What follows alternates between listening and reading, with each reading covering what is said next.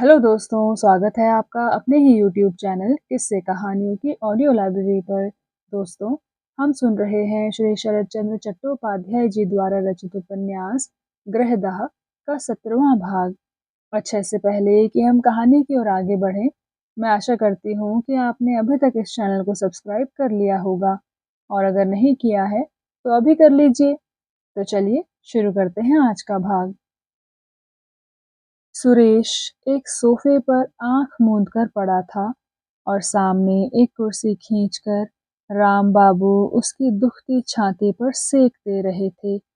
ऐसे समय द्वार खोलने की आवाज हुई। देखा, अचला आ रही है। उसने बिना किसी आडंबर के कहा, रात काफी हो गई चाचा जी, आप सोने जाइए। इसी के तो इंतजार में था बिटिया, कहकर राम बाबू झट खड़े हो गए और सुरेश को देखकर कहा, इतनी देर तक विडंबना के सिवा और क्या भोगते रहे हम दोनों? भला यह काम हम दोनों से होने का है? अचला की तरफ कुर्सी को जरा बढ़ावा देते हुए बोले, जिसका काम उसी को सुहाता है। लो बैठो, मैं जरा हाथ पांव पसारूं। थकावट के भार से एक लंबी जम्हाई लेकर 2-3 बार चुटकी बजाकर उन्होंने हुक्का उठाया और बाहर जाकर सावधानी से दरवाजे को बंद करते हुए हंसकर बोले, गनीमत है, ऊँघते हुए हाथ पांव न जला बैठा। क्यों सुरेश बाबू? सुरेश ने कुछ कहा नहीं, सिर्फ हाथ जोड़कर नमस्कार किया। अचला चुपचाप उनकी छोड़ी हुई कुर्सी पर बैठ गई। सेंक देने के कपड़े को तपाती हुई बोली, फिर कैसे दर्द हो गया? कहाँ पर लगता है? सुरेश ने ना तो आंखें खोली, ना वह बोला, सिर्फ हाथ से छाती की बाईं ओर दिखा दिया। फिर सन्नाटा। ऐसा सन्नाटा, लगने लगा कि इस मौन अभिनय के अंतिम अंक तक यह मौन ही चलेगा। लेकिन वैसा हुआ नहीं। सहसा अचला के पलानेल समेत हाथ को सुरेश ने अपनी छाती पर कसकर दबा लिया। अचला के चेहरे पर उद्वेग का चिन्ह नहीं दिखा। वह यही उम्मीद कर रही थी। केवल इतना कहा, छोड़ो, थोड़ा और सेंक दूं। सुरेश ने हाथ छोड़ दिया, लेकिन देखते ही देखते उठकर 2 व्याकुल बाहें बढ़ाकर अचला को खींच लिया और अपनी छाती से कसकर दबाते हुए असंख्य चुंबनों से उसे अभिभूत कर दिया।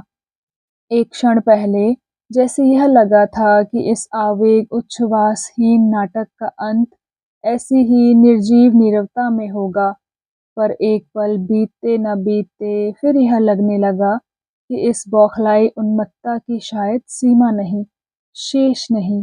सभी ओर सब समय ही यह उन्मत्तता मानो अजर अमर होकर रहेगी। कभी किसी युग में भी इसका विराम न होगा, विच्छेद न होगा। अचला ने बाधा नहीं दी, जोर नहीं लगाया। लगा कि इसके लिए भी वह तैयार ही थी। केवल उसका शांत मुखड़ा एक बार पत्थर की तरह बेदर्द और सख्त हो गया। सुरेश को होश नहीं था। शायद सृष्टि के घोरतम अंधेरे में उसकी दोनों आंखें बिल्कुल अंधी हो गई थी। नहीं तो उस मुखड़े को चूमने की शर्म और बेइज्जती उसकी समझ में आ भी सकती थी। समझ नहीं आई, ठीक, लेकिन थकावट से ही जब यह पागलपन फिर हो गया, तो अपने को धीरे धीरे उससे छुड़ाकर अचला अपनी जगह पर आ बैठी। कुछ क्षण जब दोनों के चुपचाप कट गए, तो एक लंबा निश्वास फेंकते हुए सुरेश बोल उठा, इस तरह से हम लोगों की कब तक कटेगी अचला? कहकर उसने किसी उत्तर का इंतजार नहीं किया और कहने लगा, तुम्हारा कष्ट मैं जानता हूँ, मगर मेरे दुख को भी सोच देखो, मैं तो गया। अचला ने इसका जवाब नहीं दिया। पूछा, तुमने यहाँ मकान खरीदा है? बड़े आग्रह से सुरेश बोल उठा, तुम्हारे ही लिए अचला। अचला ने इसका भी जवाब न दिया। फिर पूछा, चीज बस गाड़ी घोड़ा भी मंगाया है? सुरेश ने उसी तरह से जवाब दिया, सब तो तुम्हारे ही लिए। अचला चुप रही। इससे उसे क्या जरूरत यह उसे चाहिए या नहीं। उस आदमी से वह पूछने जैसा अपने ऊपर व्यंग दूसरा और क्या है। इसलिए इसके बारे में और कुछ ना कहकर वह चुप हो रही। जरा देर चुप रहकर पूछा, राम बाबू के सामने तुमने मेरे पिताजी का नाम लिया, घर बताया है? सुरेश ने कहा, नहीं। अचला ने पूछा, और सेंक देने की जरूरत है? सुरेश बोला, नहीं। अचला ने कहा, तो मैं जाती हूँ, मुझे बड़ी नींद आ रही है। अचला कुर्सी पर से उठ गई। आग की कढ़ाई को हटाकर बाहर से दरवाजा बंद करने जा रही थी कि सुरेश हड़बड़ी में उठकर बोला, एक बात बताती जाओ अचला, तुम क्या और कहीं जाना चाहती हो? सच कहो। अचला ने पूछा, और कहाँ? सुरेश बोला, जहाँ भी हो, जहाँ हमें कोई नहीं जानता, कोई नहीं पहचानता, ऐसी किसी जगह, वह देश जितना। आवेश में सुरेश की आवाज कांपने लगी। अचला ने इस पर गौर किया, लेकिन वह बहुत ही स्वाभाविक और सहज स्वर में बोली, यहाँ भी तो हमें कोई नहीं पहचानता था, आज भी नहीं पहचानता। उत्साह पाकर सुरेश कहने लगा, लेकिन धीरे धीरे। टोक कर अचला बोली, धीरे धीरे जान जाएंगे? हाँ, जान सकते हैं, लेकिन यह खतरा तो और कहीं भी है। सुरेश उमंग में आकर कहने लगा, तो यही तय रहा, यही तुम्हारी राय है, कहो, साफ साफ कहो एक बार। कहते कहते जाने किसने तो उसे ढकेल कर उठा दिया, लेकिन अकुलाए पैर को बढ़ाते ही देखा द्वार बंद करके अचला चली गई है। कई दिनों से बदली घिर रही थी, बारिश के आसार थे। सुरेश के नए मकान में कलकत्ते से आए हुए ढेरों सामान जमा थे। उन्हें सहेज लेने का आग्रह किसी में न था। दो घोड़े, एक गाड़ी भी आई थी। वह साइस के जिम्मे किसी अस्तबल में पड़ी है, कोई उसकी खोज नहीं लेता। जैसे तैसे दिन बीतते जा रहे थे। ऐसे में एक दिन दोपहर को राम बाबू एक हाथ में हुक्का और दूसरे में एक नीला लिफाफा लिए आ पहुंचे। अचला रेलिंग के पास सोफे पर अधलेटी पड़ी किसी मासिक पत्र का विज्ञापन पढ़ रही थी। चाचा जी को देखकर उठ बैठी। चिट्ठी बढ़ाते हुए राम बाबू बोले, यह लो अपनी राक्षसी का पत्र। इतने दिन वह तुम्हें लिख नहीं सकी, इसके लिए मेरे पत्र में तुमसे 1000 बार माफी मांगी है, असंख्य प्रणाम भी लिखा है, उसे माफ कर दो। हंसते हुए उसके हाथ में चिट्ठी देकर वे पास ही एक कुर्सी खींचकर बैठ गए और नदी की ओर देखते हुए हुक्का पी पी कर धुएं से अंधेरा करते रहे। अचला ने 2 बार शुरू से आखिर तक पत्र को पढ़ने के बाद सिर उठाया। बोली, तो ये सब परसों सुबह की गाड़ी से आ रहे हैं? ये फूफी कौन चाचा जी? और उनकी राजपुत्र वधू? राजपुत्र के गार्जियन ट्यूटर? राम बाबू ने हंसकर कहा, दिल लगी का मौका हाथ आ जाए तो यह बिटिया राक्षसी चूकने की नहीं। फूफी हुई मेरी विधवा बहन और राजपुत्र वधू यानी उनकी लड़की भंडारपुर के भवानी चौधरी की स्त्री। खैर, कहने को कोई जो कहे, राजा रजवाड़ा सा ही घर है। राजपुत्र हुआ उसी का 10 बरस का लड़का। और यह आखिरी आदमी क्या है, यह तो आंखों देखे बिना बता नहीं सकता बेटी। होंगे कोई ज्यादा तनख्वाह के नौकर चाकर, बड़े आदमी के बेटे के साथ घूमते फिरते हैं। यह वह जानते अजानते जुगाकर बालिग नाबालिग सबका मन रखते हैं, ऐसे ही कुछ होंगे। मगर मैं इसकी तो नहीं सोचता सुरमा। आए, खाएं पिएं।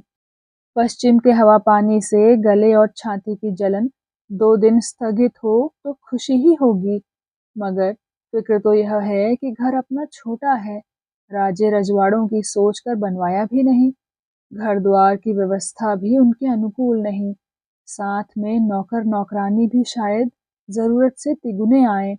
इसी से मैं सोच रहा हूँ, अगर तुम्हारे घर को। अचला व्यस्त होकर बोली, लेकिन उसका अब समय कहाँ चाचा जी, फिर अकेले इतनी दूर रहना उनके लिए सुविधाजनक होगा। राम बाबू ने कहा, समय है, बशर्ते कि अभी से जुट जाया जाए। जगह तैयार रहे तो किसे कहाँ सुविधा होगी, इसका हल सहज ही हो जाएगा। सुरेश बाबू तो सुनते ही इक्के पर सवार होकर चले गए। तुम्हारी गाड़ी भी तैयार होकर आई समझो। तुम खुद अगर जल्द तैयार हो जाओ बिटिया, तो इतने में मैं भी जूते बदल कर चादर ले आऊं। सच पूछो तो तुम्हारी गिरस्ती का ठीक ठिकाना तो हम लोगों से होगा नहीं। अचला कुछ देर चुप रही, फिर उठ खड़ी हुई, बोली, अच्छा, मैं कपड़े बदल लेती हूँ, कहकर धीरे धीरे चली गई। राम बाबू का प्रस्ताव ना तो असंगत था, न अस्पष्ट। राजकुमार और राजमाता को जगह देने के लिए उसे यह आश्रम छोड़ना पड़ेगा, अचला समझ गई। लेकिन समझना सहज होने से ही भार हल्का नहीं हो जाता। यह मन में जितनी दूर तक गया, स्टील के रोलर की नाएं सब कुछ को पीसता हुआ चला गया।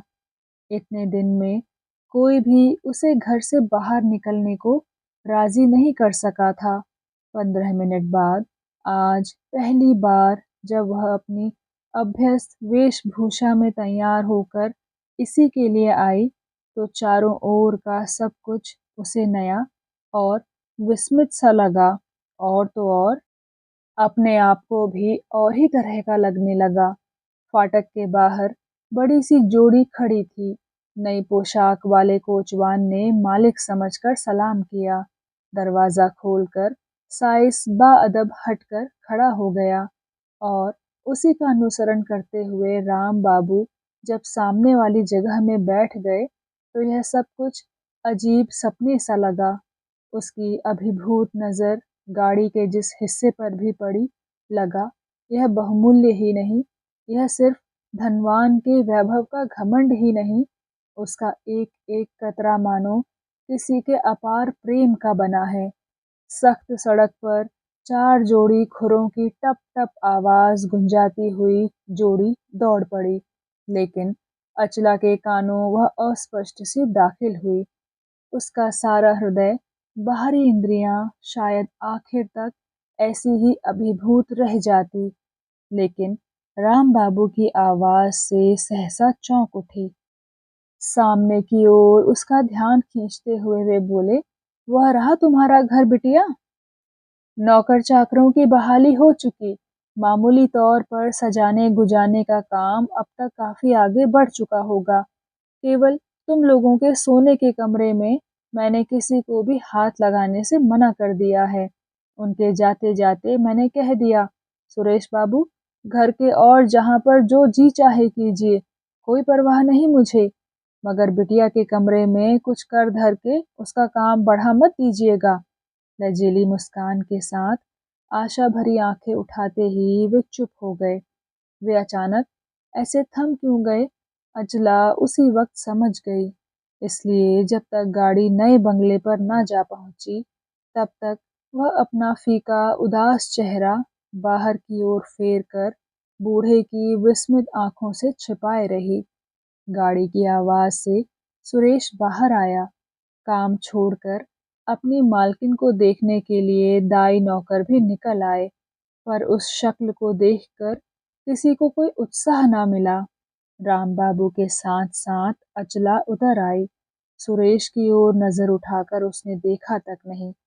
उसके बाद तीनों नए मकान के अंदर गए। उसके भीतर बाहर, ऊपर नीचे, कहीं भी आनंद का लेश है या थोड़ी देर के लिए भी किसी को कहीं नहीं दिखाई दिया। लेकिन इसमें गलती कितनी बड़ी थी, उसे जाहिर होते भी देर न लगी। घर सजाने के काम में लगे लोगों को ऐसे महंगे और इतने ज्यादा सामानों के बीच खड़े होकर, इसलिए सभी चिंताओं से ज्यादा एक चिंता बार बार चोट करने लगी कि जिसके पास रुपया है उसने खर्च किया है। यह एक पुरानी बात है, परंतु यह तो सिर्फ वही नहीं है। यह तो मानो एक को आराम देने के लिए दूसरे की व्याकुलता की कोई हद नहीं।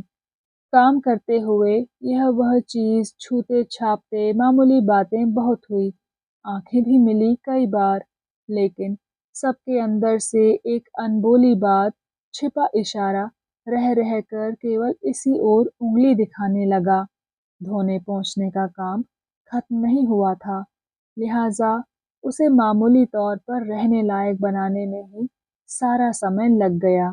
थके मांदे तीनों जने जब लौटने के लिए गाड़ी पर बैठे तो एक पहर रात जा चुकी थी। हवा वही थी, सो सामने का आसमान जरा साफ हो गया था। सिर्फ बीचों बीच धुमैले मेघ का एक टुकड़ा एक छोर से आकर नदी पार होकर के दूसरी ओर फैलता जा रहा था। कभी मैली चांदनी की धारा मानो सप्तमी के चांद के चारों तरफ के बहार और पेड़ पौधों पर झर रही थी। आंखें भरकर इस सौंदर्य को देखने के लिए राम बाबू आंखें फाड़कर खिड़की से बाहर ताक रहे थे, मगर जो बूढ़े नहीं प्रकृति के सारे रस सारी मधुरिमा का उपभोग करने की ही जिनकी उम्र थी, सिर्फ वही दोनों गाड़ी की गद्दी के कोनों में आंखें बंद किए बैठे रहे। एक बहुत पुरानी स्मृति अचला के मन में धुंधली हो गई थी। बहुत दिनों के बाद आज वही याद आने लगी।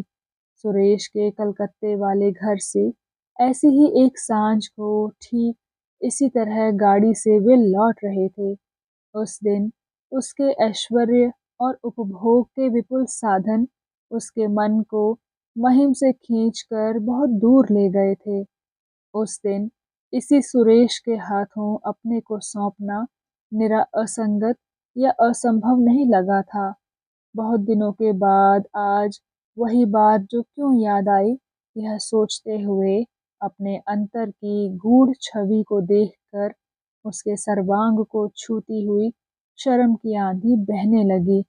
शर्म, शर्म, शर्म। यह गाड़ी, वह घर और घर की इतनी इतनी तैयारी सब उसकी है। सब उसके पति के दुलार का उपहार है।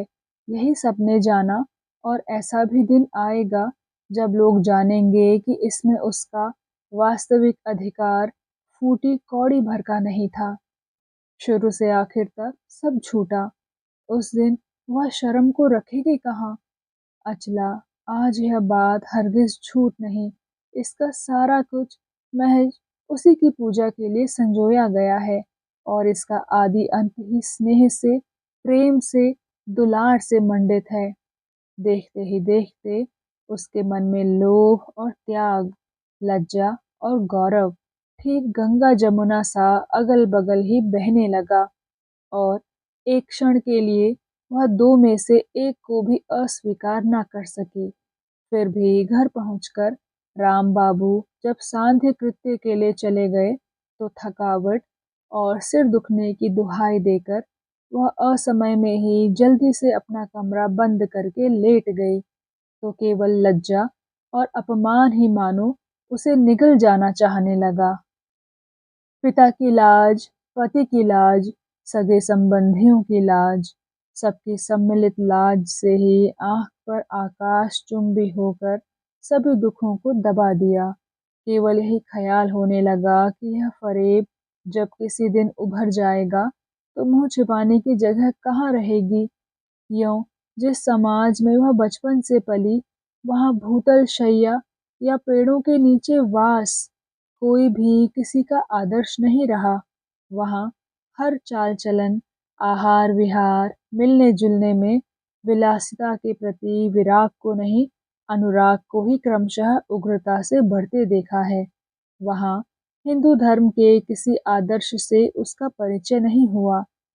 स्वर्ग के आसरे संसार के सारे सुखों से अपने को हटाने की कठोर निष्ठा कभी नहीं देखी। उसने औरों की नकल पर बने घर के समाज को देखा है, जिसकी एक एक नारी सांसारिक प्यास से दिनानुदिन केवल सूखती ही गई है। इसलिए इस सूनी सेज पर आंख मूंद कर ऐश्वर्य नाम की चीज को तुच्छ कहकर उड़ा नहीं दे सकी, और उसका मन इस बात पर भी हामी न भर सका कि उसे यह नहीं चाहिए, जरूरत नहीं है। उसकी इतने दिनों की शिक्षा और संस्कार इनमें से किसी को भी तुच्छ करने के अनुकूल नहीं पड़ता था, लेकिन ग्लानि से भी उसका सारा अंतर काला हो उठा।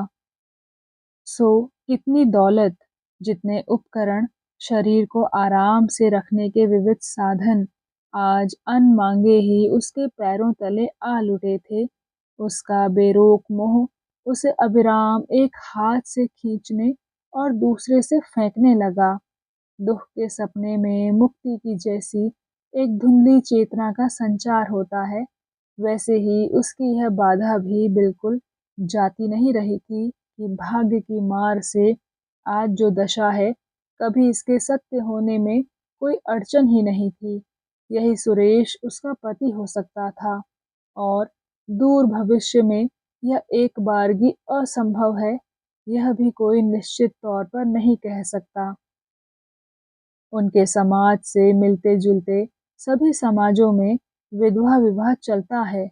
हिंदू नारी के समान किसी एक ही के पत्नीत्व बंधन को इस उस दोनों लोक में ढूंढने फिरने का अनुलंघनीय अनुशासन उन्हें नहीं मानना पड़ता। लिहाजा जीवन मरण में केवल एक को ही अनन्य गति सोचने की लाचारी उससे उम्मीद नहीं की जा सकती। पति के जीते जी दूसरे को स्वामी कहने में अपराध के भार से वह मन में जितना ही क्यों न दुखी हो, लज्जा और अपमान की ज्वाला से जलता चाहे जितना हो, धर्म और परलोक की गदा उसे मार कर लुढ़का देने का डर नहीं दिखा सकी। दरवाजे का कड़ा खटखटाकर राम बाबू ने कहा, एक बूंद पानी तक पिए बिना सो गई बिटिया? तबीयत क्या इतनी खराब है? अचला की चिंता का छोर टूट गया। उसे ऐसा लगा जैसे उसके पिता की आवाज हो। कभी रंज होकर सो रहने पर वे इसी प्रकार घबराई आवाज से दरवाजे के बाहर से पुकारा करते थे। इस चिंता को वह हरगिज जगह नहीं देती, लेकिन स्नेह की इस पुकार को वह टाल न सकी। देखते ही देखते उसकी आंखें सजल हो गई। झट उसने आंखें पोंछ ली और भर्राए गले को साफ करके जवाब देते हुए किवाड़ खोलकर सामने आ खड़ी हुई। ये बूढ़े सज्जन इतने दिनों की इतनी घनिष्ठता के बावजूद सदा एक दूरी रखकर ही चलते थे। इस घर में आज का दिन ही इन लोगों का अंतिम है, शायद यही सोचकर पल में वे इस दूरी को लांघ गए।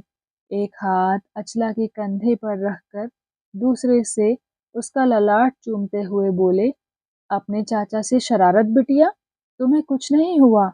चलो, कहकर हाथ पकड़कर बरामदे की एक कुर्सी पर उसे बैठा दिया। थोड़ी ही दूर दूसरी कुर्सी पर सुरेश बैठा था।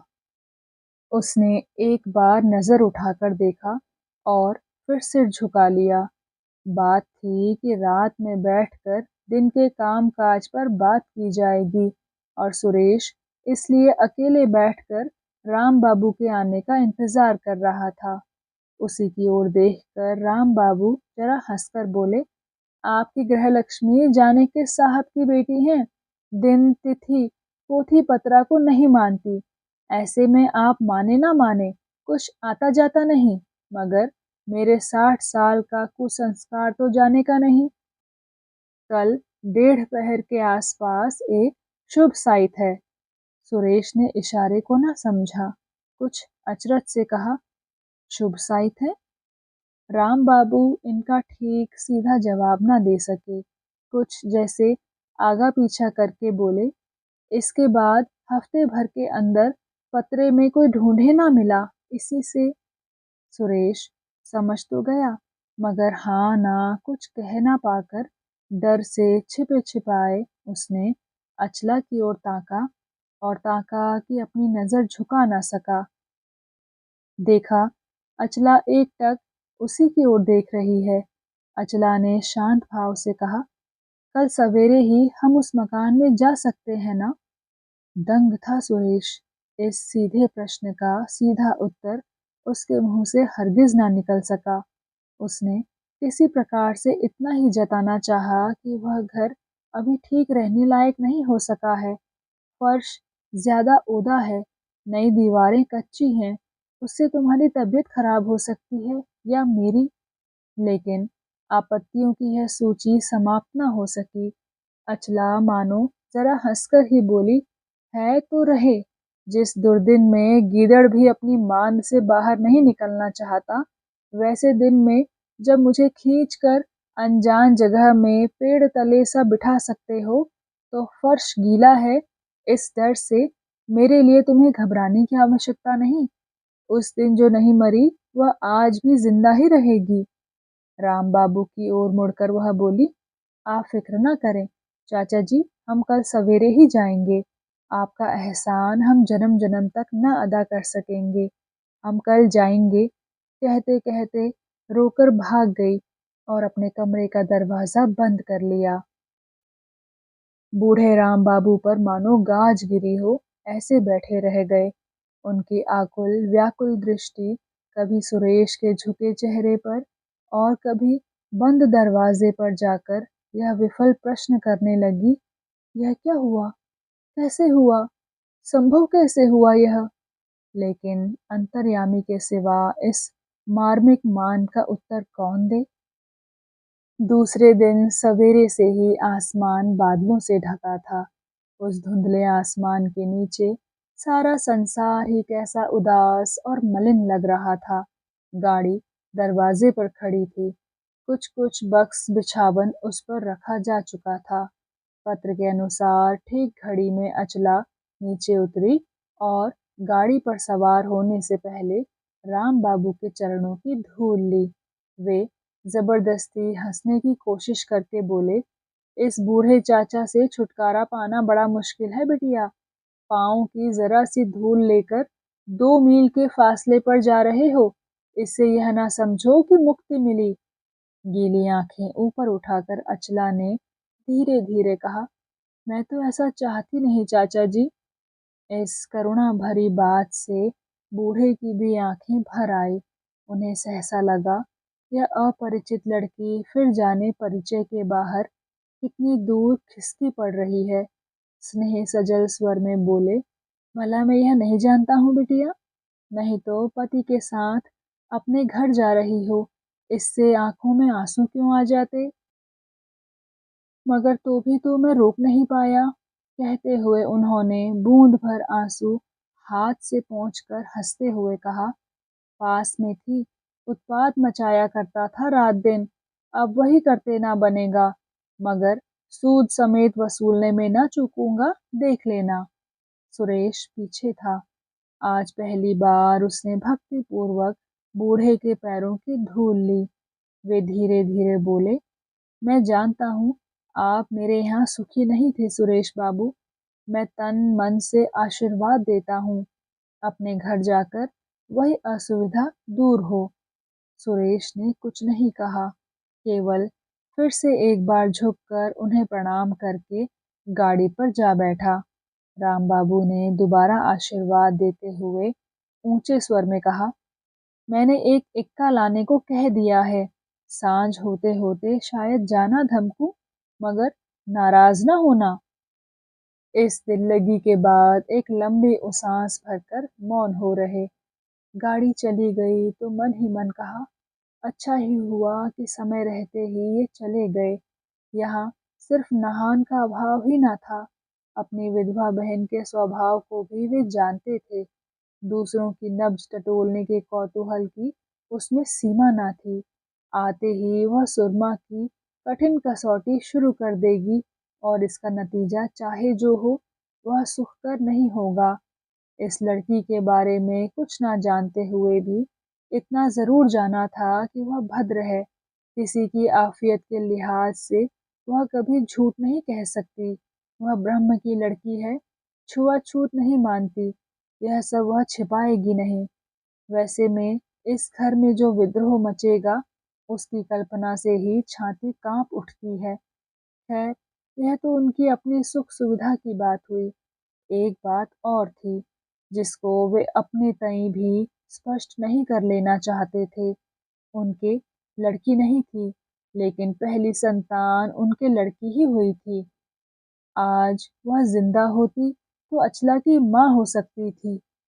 लिहाजा उम्र और शक्ल की कोई समानता ही न थी, लेकिन उनकी यह भूल कितनी बड़ी थी, इसका पता उन्हें उसी दिन चला था जिस दिन इस अपरिचित स्त्री को डॉक्टर की खोज में रोते-रोते रास्ते में जाते देखा था, उस दिन उन्हें ऐसा लगा था कि बहुत दिनों की खोई हुई वह लड़की अचानक मिल गई। उस दिन से वह भूख निरंतर बढ़ती ही गई और मन में भी अनुभव करते थे सही, लेकिन जाने कैसा तो एक रहस्य उस लड़की को घेरे हुए था। खैर, जो आँखों की ओट में है, वह ओट में ही रहे, खोद कर उसे निकालने की ज़रूरत नहीं। एक दिन राक्षसी ने हल्का-सा इशारा दिया था कि शायद कोई पारिवारिक झमेला है, शायद घर में झगड़ कर सुरेश बाबू स्त्री को लेकर चले आए हैं। एक दिन अचानक अचला ने जब अपने को ब्रह्म महिला बताया और सुरेश के गले में पहले जनेऊ दिखाई पड़ा था, उस दिन राम बाबू चौंक पड़े थे। उन्हें चोट पहुंची थी, लेकिन अंदर से इस गुप्त रहस्य का मानो एक हेतु उन्हें मिला था। उस दिन उन्होंने यही समझा था कि हो ना हो, ब्रह्म परिवार में शादी करके ही सुरेश ने यह आफत मोल ली है, और यही विश्वास धीरे-धीरे उनके मन में जम गया था। राम बाबू वास्तव में हिंदू थे, इसलिए उन्होंने हिंदू धर्म की निष्ठा ही पाई थी, उसकी निष्ठुरता नहीं। ब्राह्मण का लड़का सुरेश, उसकी यह दुर्गत नहीं ही होती तो उन्हें खुशी होती, परंतु यह प्रेम विवाह, सगे संबंधियों से विच्छेद, यह लुका-छिपी, इसका सौंदर्य, इसका माधुर्य भीतर ही भीतर उन्हें बड़ा मुग्ध करता था। इसे बिना जाने आश्रय देने में उनका हृदय मानो रस से आप्लावित हो उठता। इसलिए जब भी इन दो बागी प्रेमियों का प्रणयमान मनमुटाव के रूप में उनकी नज़र में आता, तो बड़े दुख के साथ उन्हें यही बात याद पड़ती कि दूसरे के यहाँ के संकरे दायरे में मिलन ठोकर खा रहा है। वही शायद अपने घर के स्वाधीन और स्वच्छ आकाश में दुनिया के हजारों काज अकाज में शांति और सामंजस्य में स्थिति लाभ करेगा। उनके नहाने का समय हो गया था। कंधे पर अंगोछा डालकर नदी की ओर जाते-जाते हंसते हुए बार-बार मन में कहने लगे, जाते वक्त इस बूढ़े पर बड़ा मान करके ही गई।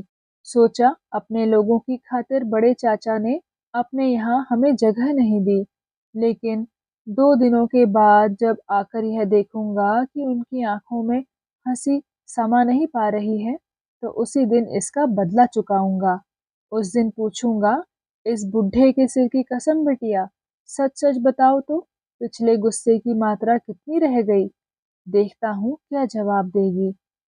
उनका तमाम चेहरा खुली हंसी से उद्भासित हो उठा।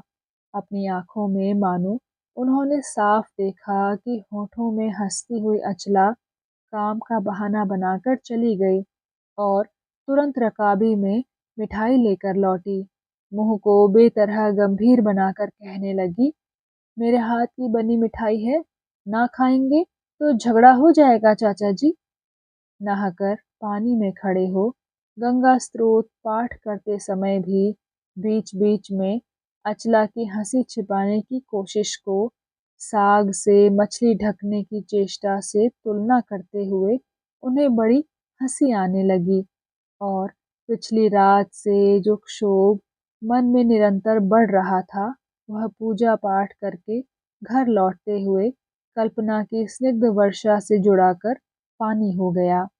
तार आया, कल ही सब आ रहे हैं, साथ में राजकुमार और राजपुत्र वधू के होने से आदमी शायद ज्यादा आए। घर में उन्हें आज काम कम था, इस पर आसमान का रंग ढंग ठीक ना था। कहीं पानी पड़ने लगा और जाने में अड़चन आ जाए, इस डर से राम बाबू बेला झुकते न झुकते टमटम ठीक करके इनाम देने का लोभ देकर उसे तेज ले चलने को कहा। लेकिन रास्ते में ही नम हवा बहने लगी और वहां पहुंचते पहुंचते बारिश थोड़ी थोड़ी होने लगी। अचला ने बाहर निकलकर कहा, आज ऐसे दुर्योग में क्यों निकले चाचा जी, अभी तो भीग गए होते। उसके चेहरे या आवाज में भावी आनंद का आभास तक न देखकर बूढ़े का मन छोटा हो गया। इसके लिए वे कतई तैयार न थे। किसी ने गोया खींचकर उनकी कल्पना की माला को तोड़ दिया, तो भी उत्साह रखकर बोले, बाप रे! ना निकलता तो खैर थी, पानी में भीगने को तो संभाल लेता, लेकिन आजीवन यहाँ का निकाला होकर कैसे रह पाता बेटी?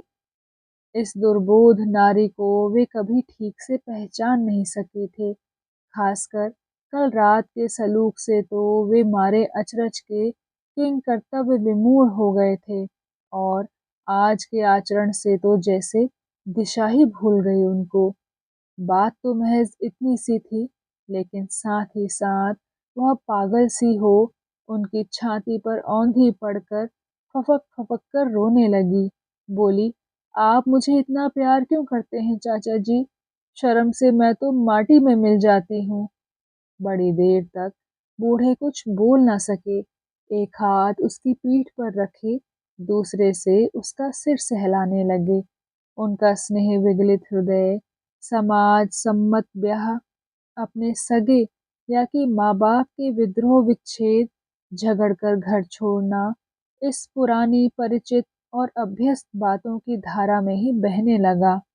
कोई नई खान खोदने की कल्पना तक न की।